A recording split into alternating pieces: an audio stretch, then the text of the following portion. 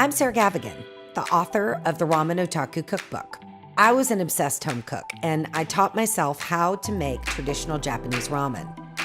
After studying with the ramen master, I decided to change my whole life, and I opened a ramen shop. But I'll always be a home cook first. So I wrote a book called Ramen Otaku to share everything I've learned about mastering the art of making ramen. Today, I'm giving you a peek inside my book. I gave my friend Monica an assignment: make ramen for the first time, using my book, but with ingredients that she knows and loves. We'll cover paitan stock, shio tare, why emulsification matters, and how to peel the perfect ramen egg.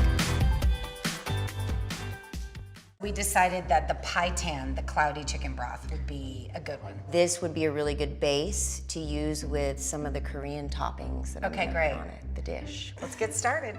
We're gonna start with our stock. You made a completely gelatinous, gorgeous chintan, and that comes from the feet and it comes from the bones. So this is the gold right here. Right. I'm gonna heat this up first, and we've got this going, and then I wanna transfer it to a taller pot so that we can create more space for this literally to roll. Because we wanna disturb those bones so that it starts to push everything out. This reminds me a lot of like Korean stocks. My mother would boil bones for like several days, and then, especially in the wintertime, she'd just stick the pot outside. Yeah. And we bring it in the morning and it would be like, jelly. Exactly. So it looks to me like we have more collagen than fat. At this point, we're going for color, and we're going for melting as much of the fat and collagen out of the joints, out of these bones. Right. And while you do that, I'm gonna pull the comfy belt. Now, when I got here, you were concerned that it had not browned, and what we talked about was that maybe using a slightly smaller pan, and then we cranked it up pretty high in the end, because you really want this to be tender, but also have a lot of those like little crunchy bits. We could crisp it up in a pan, like we do for the tonkatsu in the ramen shop, or we could just serve it shredded, which just seems pretty Korean to me, actually. I left a little bit of oil in here, and I kind of like to just pick it apart. Oh man, this is like right here would be like the equivalent of the burnt end. Eat that, girl. Eat that right now. So the basic ratio is that you have 1 ounce of tare to 12 ounces of stock. We're getting ready to build something that has to be 12 times saltier than we would normally make. Okay. We've got 4 cups of sake. We've got shiitake, the sababushi, and the katsuobushi. So these just have more flavor in them. You smell it, it smells like smoky wood, fishy smoky wood. And so that's the flavor that we're trying to impart here. Got it. So let's get that up to a boil, and then we're gonna let that simmer for 1 hour. Grab the book and let's open it up to our chapter about shio tare.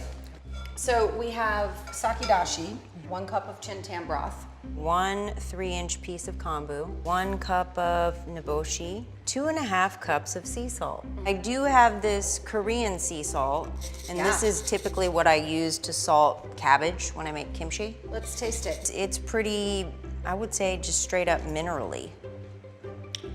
I really like that. We add it all together. This is sakikasu. It's the byproduct after they strain off sake. It's going to bring the real balance to all of this. So we're gonna let that go for about 45 minutes. This is the shio tare. Give it a smell and kind of maybe just a little taste with your finger. It's gonna be super salty, but do you pick up the nuances of everything else? It's super complex. Okay, great. So that means it's ready. We took the stock out. We were worried that it wasn't gonna have enough chicken fat based on the color. Right, that's not the case. That is not the case. So color does not always tell the story. What you're gonna do is emulsify it, which is basically get all the fat together. So got it. Ready? Yep. What I'm looking for are the really small bubbles of oil. See how small they are that you almost can't detect them?